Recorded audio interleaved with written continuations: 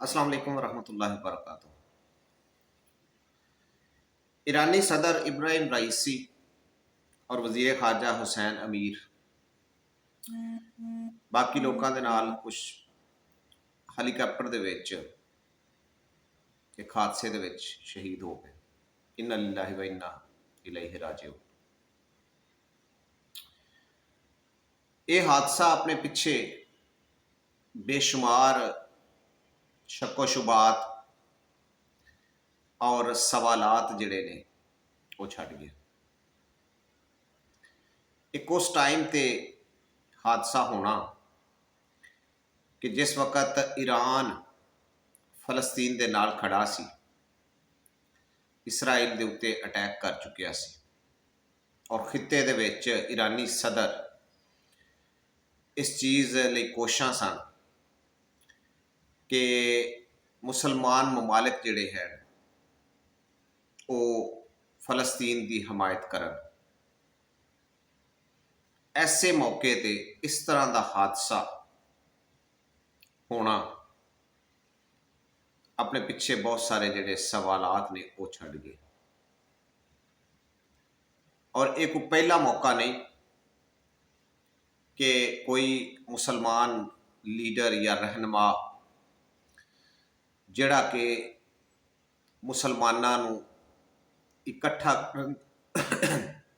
माजर चाहना इकट्ठा करन दी कोशिश कर रहा सी, वो अचानक किसी ना किसी हादसे का शिकार हो जाए। इस तो पहला भी इस तरह के वाकयात जिहड़े ने वो हो चुके ने और उन्होंने मोस्टली हादसा ही करार दिता गया है, क्योंकि जिहड़े पिछे तहकीकात करन वाले हुंदे ने उन्होंने भी अपनी जान जिहड़ी प्यारी होती है।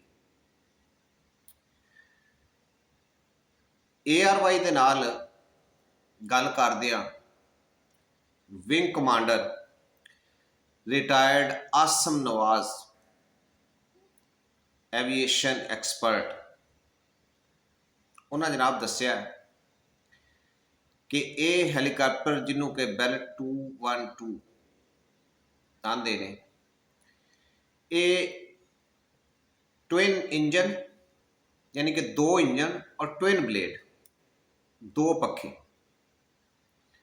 होंदे ने और ये हेलीकॉप्टर खानदान दे विच सब तो ज़्यादा महफूज हेलीकॉप्टर जिहड़ा है ये मन्निया जाता है, ये गिनिया जाता है और ये क्रैश होने के चांसेस आलमोस्ट ना होने के बराबर होते हैं। इस सूरत दे विच एक एडी वड्डी शख्सियत दा हेलीकॉप्टर इस तरह क्रैश हो जाना कि 3 हेलीकॉप्टर सन, उन्होंने विचों इसे हेलीकॉप्टर का क्रैश हो जाना कि जिहदे विच अहम शख्सियात सदर समेत बैठियां सन, एक महज इतफाक नहीं।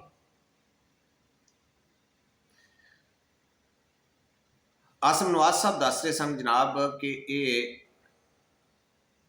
हेलीकॉप्टर जिहड़ा है इहदा अगर एक इंजन किसी वक्त काम करना छड्ड भी दे किसी वजह तो दूसरा इंजन जिहड़ा है वो हेलीकॉप्टर नूं ऑपरेट करता है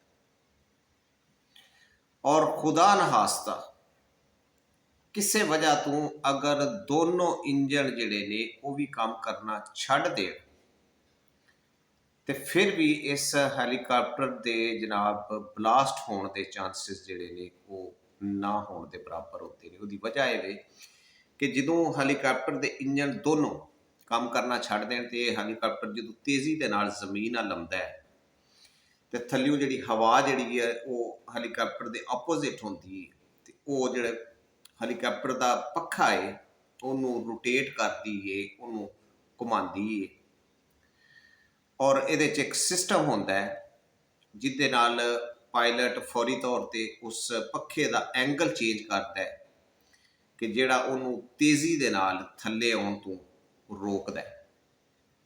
और फिर ये एक ऐसा सिस्टम होता है कि जो 30-40 फुट दे फासले ते जमीन तो रह जाए तो पायलट को एक ऐसा मतलब ऑप्शन होता है कि वो इस ਹੈਲੀਕਾਪਟਰ ਦੇ ਐਂਗਲ ਨੂੰ ਇਸ ਤਰ੍ਹਾਂ ਚੇਂਜ ਕਰਦਾ ਹੈ ਕਿ ਹੈਲੀਕਾਪਟਰ ਜਿਹੜਾ ਹੈ ਇਹ ਇੱਕਦਮ ਜ਼ਮੀਨ ਤੇ ਆ ਕੇ ਨਹੀਂ ਵੱਜਦਾ, ਆਰਾਮ ਦੇ ਨਾਲ ਜ਼ਮੀਨ ਦੇ ਉੱਪਰ ਆ ਕੇ ਵਿਛ ਜਾਂਦਾ ਹੈ। ਔਰ ਹੈਲੀਕਾਪਟਰ ਨੂੰ ਕੋਈ ਲੈਂਡਿੰਗ ਵਾਸਤੇ ਰਨਵੇ ਨਹੀਂ ਚਾਹੀਦਾ। ਹੈਲੀਕਾਪਟਰ ਨੂੰ ਬਹੁਤ ਥੋੜ੍ਹੀ ਜਿਹੀ ਜਗ੍ਹਾ ਚਾਹੀਦੀ ਹੁੰਦੀ ਹੈ। ਕਿਸੇ ਪਥਰੀਲੀ ਜਗ੍ਹਾ ਤੇ ਵੀ ਹੰਗਾਮੀ ਲੈਂਡਿੰਗ ਕਰ ਸਕਦਾ ਹੈ, ਕਿਸੇ ਪਹਾੜੀ ਤੇ, ਕਿਸੇ ਮੈਦਾਨੀ ਇਲਾਕੇ ਤੇ, ਕਿਸੇ ਜਗ੍ਹਾ ਤੇ ਵੀ ਇਹ ਹੰਗਾਮੀ ਲੈਂਡਿੰਗ ਜਿਹੜੀ ਹੈ ਉਹ ਕਰ ਸਕਦਾ ਹੈ। ਔਰ ਦੂਸਰਾ, ਜਦੋਂ ਹੈਲੀਕਾਪਟਰ ਇਸ ਤਰ੍ਹਾਂ ਅਗਰ ਖੁਦਾ ਨ ਖਾਸਤਾ ਇਸ ਤਰ੍ਹਾਂ ਕ੍ਰੈਸ਼ ਹੋ ਵੀ ਜਾਂਦਾ ਹੈ ਤੇ ਉਹਦੇ ਜਿਹੜੇ ਪਾਰਟਸ ਹੁੰਦੇ ਨੇ ਉਹ ਪਾਰਟਸ ਬਹੁਤ ਜ਼ਿਆਦਾ ਦੂਰ ਤੱਕ ਨਹੀਂ ਬਿਖਰਦੇ, ਜਦਕਿ ਈਰਾਨੀ ਸਦਰ ਦੇ ਹੈਲੀਕਾਪਟਰ ਦੇ ਜਿਹੜੇ ਪਾਰਟਸ ਨੇ ਉਹ ਦੂਰ ਦੂਰ ਤੱਕ ਬਿਖਰੇ।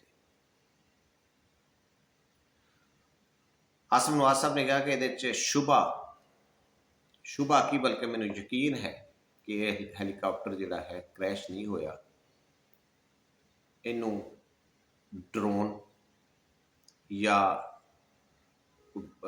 ਲਾਂਚਰ, ਰਾਕਟ ਲਾਂਚਰ ਵਗੈਰਾ, ਜਾਂ ਫਿਰ ਪਹਿਲੇ ਤੋਂ ਇਹਦੇ ਅੰਦਰ ਕੋਈ ਬੰਬ ਵਗੈਰਾ ਜਿਹੜਾ ਹੈ ਉਹ ਪਲਾਂਟ ਕੀਤਾ ਗਿਆ ਸੀ, ਜਿਹਦੇ ਨਾਲ ਇਹ ਹੈਲੀਕਾਪਟਰ ਬਲਾਸਟ ਹੋਇਆ, ਜਿਹਦੇ ਨਾਲ ਕਿ ਇਹ ਹੈਲੀਕਾਪਟਰ ਦੇ ਜਿਹੜੇ ਪੁਰਜ਼ੇ ਨੇ ਇੰਨੀ ਦੂਰ ਦੂਰ ਤੱਕ ਬਿਖਰੇ ਨੇ।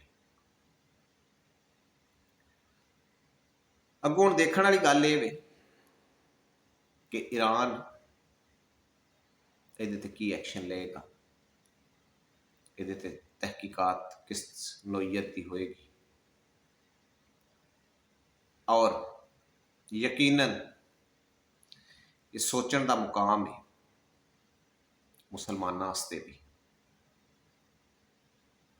ਕਿ ਕਿਆ ਅਸੀਂ ਇਸ ਹੱਦ ਤੱਕ ਕਮਜ਼ੋਰ ਹੋ ਗਏ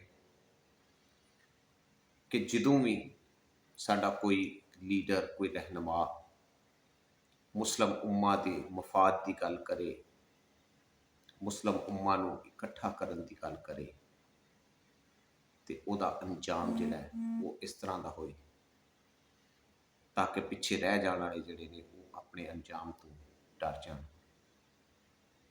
ਇਹ ਪਹਿਲਾ ਵਾਕਿਆ ਨਹੀਂ। ਅਗਰ ਇਸ ਵਾਕਿਏ ਦੀ ਸਾਫ਼ ਸ਼ਫਾਫ ਤਹਿਕੀਕਾਤ ਕੀਤੀ ਗਈ ਤੇ ਮੇਰਾ ਖਿਆਲ ਹੈ ਇਹਦੇ ਵਿੱਚੋਂ ਬਹੁਤ ਕੁਛ ਨਿਕਲੇਗਾ। ਬਾਕੀ ਤਫਸੀਲਾਤ ਜਦੋਂ ਆਉਣਗੀਆਂ ਇਨਸ਼ਾਅੱਲਾ ਦੁਬਾਰਾ ਇਸ ਮੌਜੂ 'ਤੇ ਗੱਲ ਕਰਾਂਗੇ। ਆਪਣਾ ਬਹੁਤ ਖਿਆਲ ਰੱਖਿਓ। ਅੱਲਾਹ ਮੇਰਾ, ਤੁਹਾਡਾ ਔਰ ਇਸ ਮੁਲਕ ਪਾਕਿस्तान और आलम इस्लाम का हामी नासर होवे।